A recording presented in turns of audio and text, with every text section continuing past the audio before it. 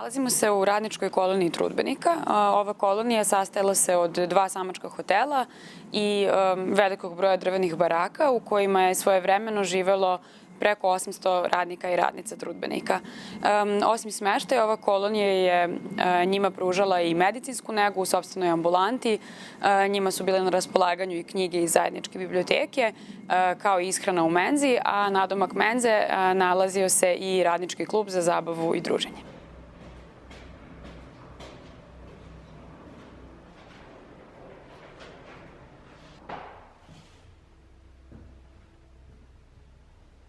Šezdeset godina kasnije, u glavnoj zgradi radničke kolonije otvara se Radnički muzej Trudbenik. Ideja je bila da u ovom muzeju bude zabeležena istorija trudbenika, njegovih radnika i radnica, i to pre svega iz njihove perspektive, pri čemu istorija trudbenika zapravo funkcioniše i kao studija slučaja koji upućuje na mnogo širu sliku. Postavka muzeja prati istoriju trudbenika od osnivanja, preko razvoja, perioda uspona, zatim kroz 90. kada trudbenik zapada u sve veće probleme i konačno do privatizacije 2000-ih, nakon čega je usledio veliki štrajk. Postavku zaključuje aktuelna situacija i ona borba koju danas vode svakodnevno stanari radničke kolonije, odnosno svi bivši radnici i radnice trudbenika. U maju 2017. godine, kada je na leto bilo zakazano iseljenje u nekoliko porodica u ovoj četvrti, seli smo sa radnicima, kako obično i biva večer pre smo došli kod radnika kako bi noćili s njima i eventualno sačekali izvršitelje u slučaju da oni dođu baš rano ujutru, tako da smo tada i prvi put, neki od nas su prvi, odnosno mlađi ljudi su došli prvi put u kontakt sa pričama iz tog vremena, dakle čuli smo o tome kako je preduzeće KMG Trudbenik bilo, šta je sve gradilo i koliko je doprinelo ponovnoj izgradnji cele Jugoslavije, pa tako i Srbije. Tako da tada dolazimo na ideju zapravo da bi bilo dobro da se priradi jedna izložba koja će da bude ujedno jedna linija odbrane radnika trudbenika od iseljenja, tako što ćemo kroz izložbu da na neki način predstavimo upravo tu vrednost, da kažem, koje su njihove ruke ugradile u ovo društvo, vrednost koja se njima nekako kao ljudskim bićima negira kroz ceo ovaj proces prinudnog iseljenja koji se vodi protiv njih. A s druge strane, muzej treba da bude i neka vrsta svedočanstva, ne samo borbe radnika trudbenika, nego borbe celokupne radničke klase, da u njenom nastojanju da očuva svoj životni standard i da osujeti kriminalnu privatizaciju koja je pogodila kako trudbenik, tako i hiljade drugih preduzeća. Radili smo dan i noć da bi to firma mogla da nas i plati i da ostavimo iza nas neki utisak kao dobre firme. Radio sam u Crnoj Gori u baru, tu smo isto radili neke stambene zgrade i luku. Hala 1 na sajmu u Beogradu, u Trudbeniku radio sajam, druga hala, isto Trudbeniku, i hala 14. To je hala 14 je za mojeg radnog veka urađena. Ovde po Beogradu uradili smo mnogo. Od 37. bloka, 45. 44. 70. 70A, Banjica cela, gornji i donji deo. Tu je samo na tom jednom delu bilo 20 kranova. To je bilo najveće gradilište, tu se vršila montaža betonskih elemenata.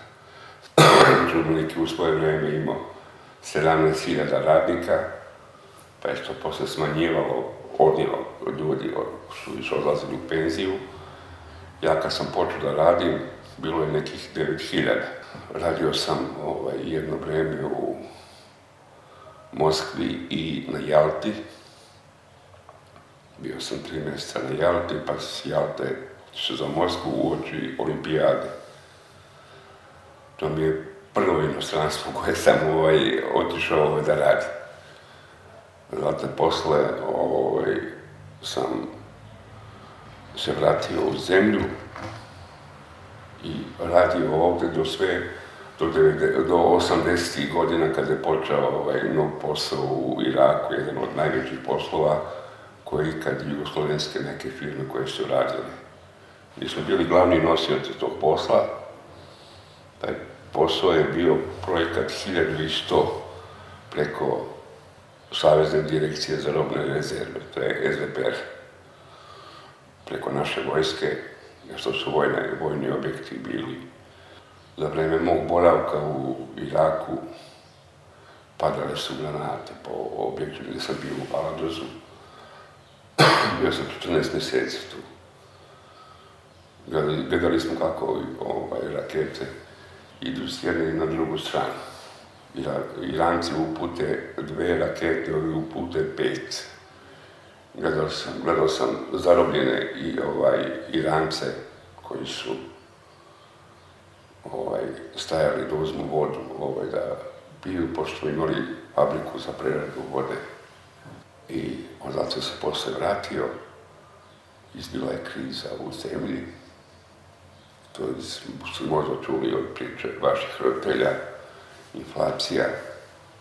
Radnici koji su radili u Rusiji, oni nisu primali, nije mi se isplaćivao lični dohodak. Mi smo dobijali na osnovu njih, smo dobijali po 10 maraka nedeljno, a oni su dobijali $100 za hranu, tako da su sa tim nešto hrane, a ono ostalo što im ostane, to su slali kuće. Tako da je bilo problema. Bilo je međuljudskih odnosa i borbe za vlast oko direktora, ko će doći na vlast i to. Tako da je bilo problema i onda smo polako sve manji i manji broj ljudi na što je napustalo.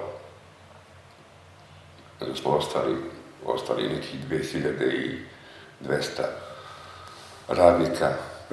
Privatizacijom preduzeća 25. marta 2008. godine i ulaskom novog vlasnika totalno je razvaljen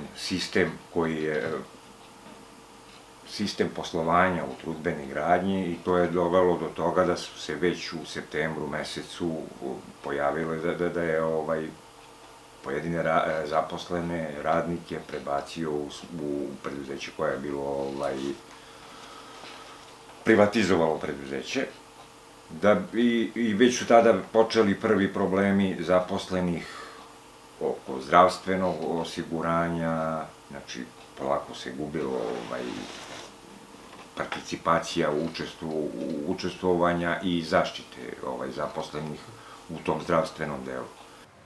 Došao je dan kad smo 24. avgusta, kad smo zakazali štrajk upozorenja, dolaze iz sindikalne centrale, dolazi pravnik i čovek, dolazi iz republičke kontrole, dolazi inspektor i postižemo dogovor uz potpis direktora, ne vlasnika, nego direktora GP trudbenika, da će sve to da se ispuni. Znači, teo je da ukinuje prevoz, markicu, hranu, da se isplate lični dohodci i ovo sve što je radio. Mi smo onda tada ušli u taj štrajk. Imali smo problem već u prvim danima štrajka, gde je novi vlasnik angažovao privatno obezbeđenje, koje smo doznali da je tek ugovor potpisao od 1. septembra, a do 1. septembra to obezbeđenje vršilo presiju i pretnje na štrajkače, da će biti isprebijani i ko zna šta sve. Tih incidenata nije bilo jer smo mi članovi štrajkačkog odbora non stop bili uz štrajkače jer se štrajk održavao u kontinuitetu 24 sata. Sve vreme, znači kad već pričamo o državi, svo to vreme, sve negde do novembra meseca, bila je redovno prisutna policijska patrola.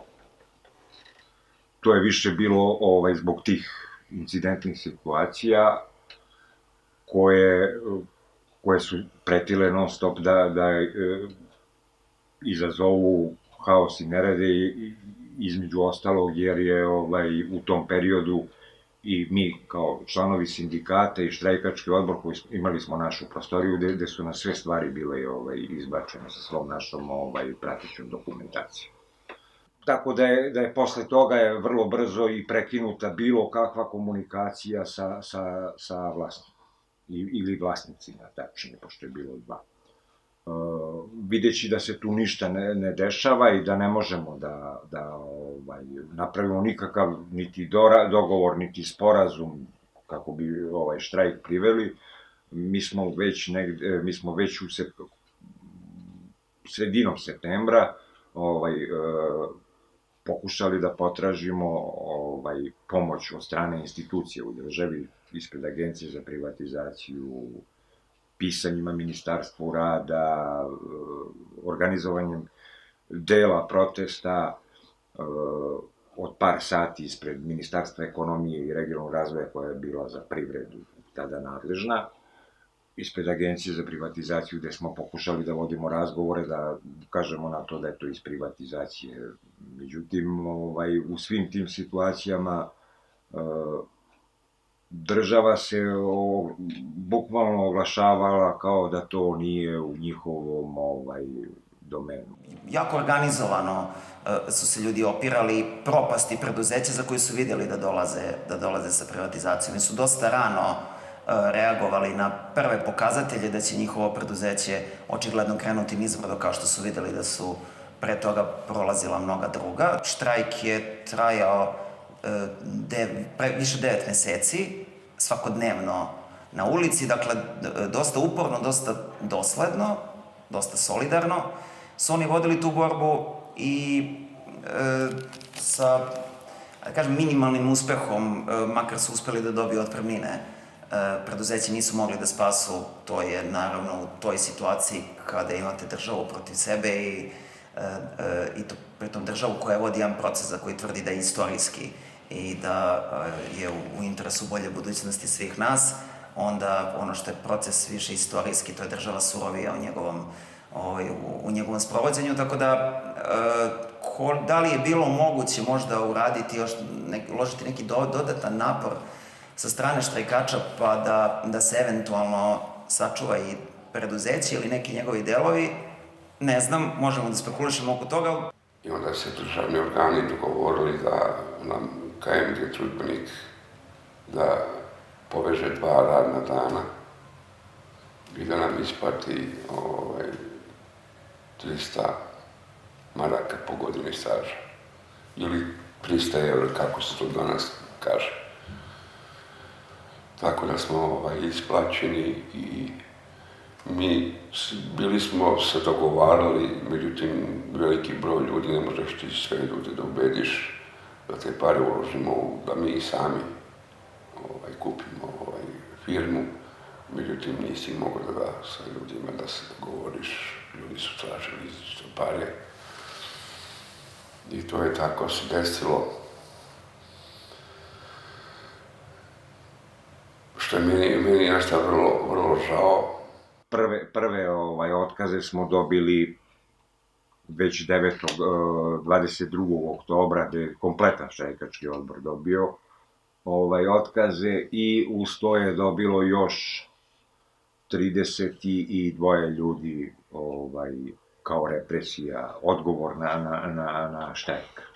Dobilo je otkaze. O tome se i dan danas, posle, evo, 10. godina, ulazim u 10. godinu od štrajka, i dan danas se deo sporova još vodi pred sudovima.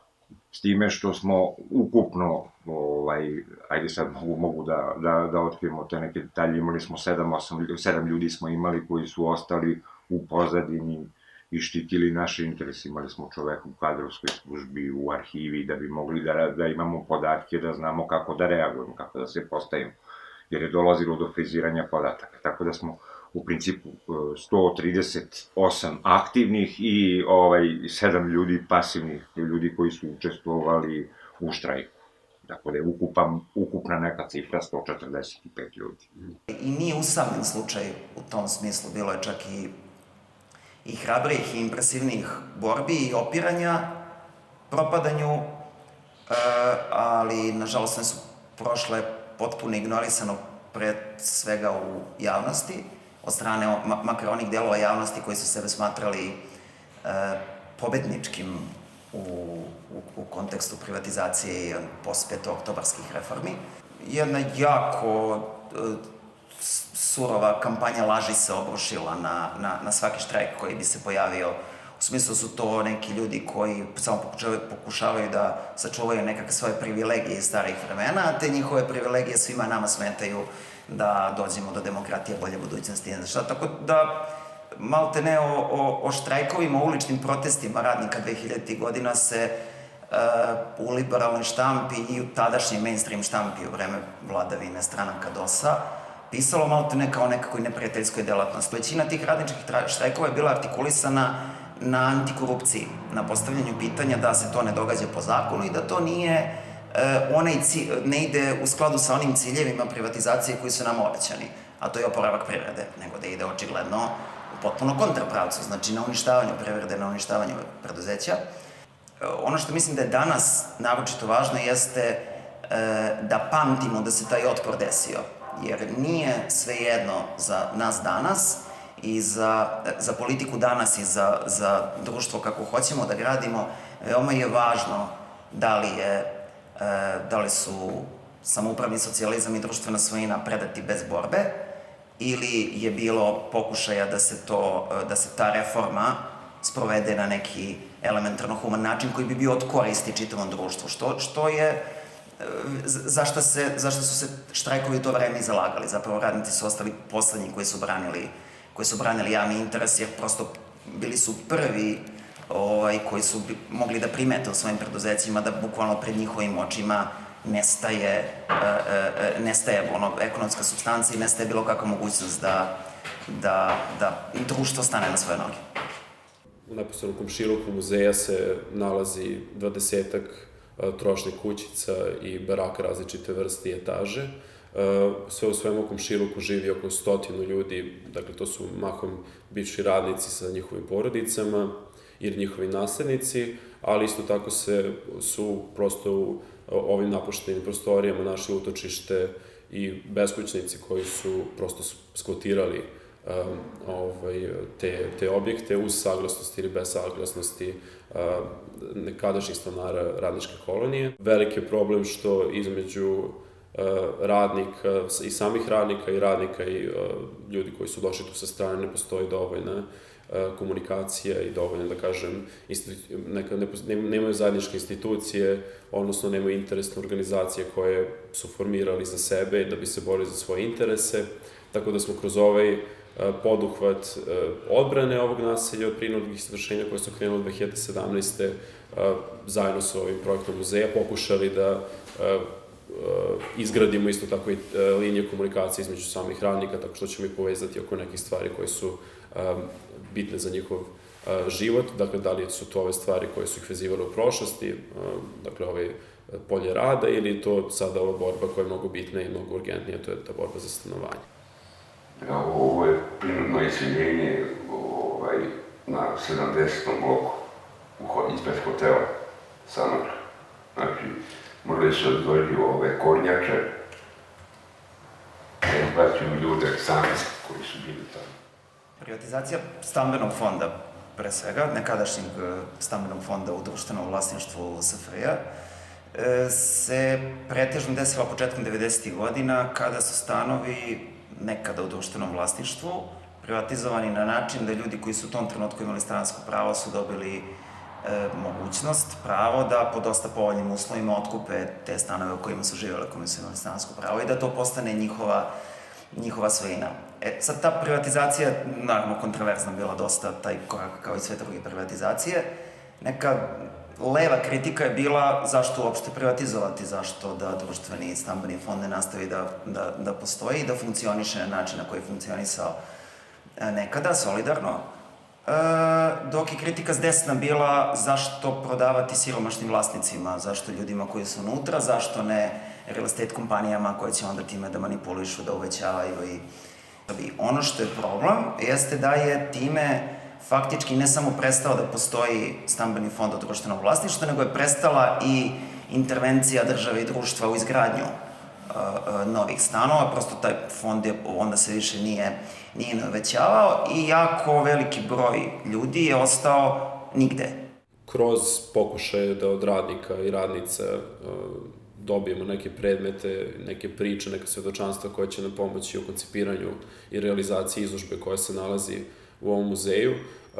Dobili smo priliku i da čujemo neke stvari iz njihovog ličnog života, da se upoznamo sa njihovom ličnom životnom situacijom, bez koje ne bi ni mogli da shvatimo politički problem u kome se oni svi zajedno nalaze, to jeste problem dužničkog ropstva, činjenica da velik broj njih nema plaćene račune, da se izvršenje ne sprovodi samo nad njihovim domom, već su njihove plate i penzije pod konstantnom blokadom, da oni kolektivno imaju ogromni problema da namire svoje osnovne životne potrebe zbog toga. Tako da je ceo ovaj projekat muzeja bio upravo taj neki pokušaj da mi njima pokušamo da pružimo ne materijalnu pomoć, ali neku vrstu da im pokažemo da razumemo situaciju u kojoj se oni nalaze i da naslikamo prosto politički problem, odnosno proces koji je prethodio njihovom današnjem životnom stanju i situaciju u kojoj se nalaze. Ono što je cilj Radničkog muzeja jeste da ovaj prostor ponovo postane mesto okupljanja stanara i stanarki radničke kolonije, ali i drugih radnika i radnica trudbenika, a osim toga i mesto povezivanja sa komšilukom, sa aktivistima i aktivistkinjama i sa širom zajednicom. I da bi zapravo javnost bila što bolje upoznata sa situacijom u kojoj se stanari i stanarke kolonije nalaze, u muzeju organizujemo tribine, filmske projekcije, gostujuće izložbe i različita druga dešavanja i nadamo se da će na taj način zapravo muzej doprineti toj potrazi za načinima i mogućnostima solidarne borbe za krov nad glavom.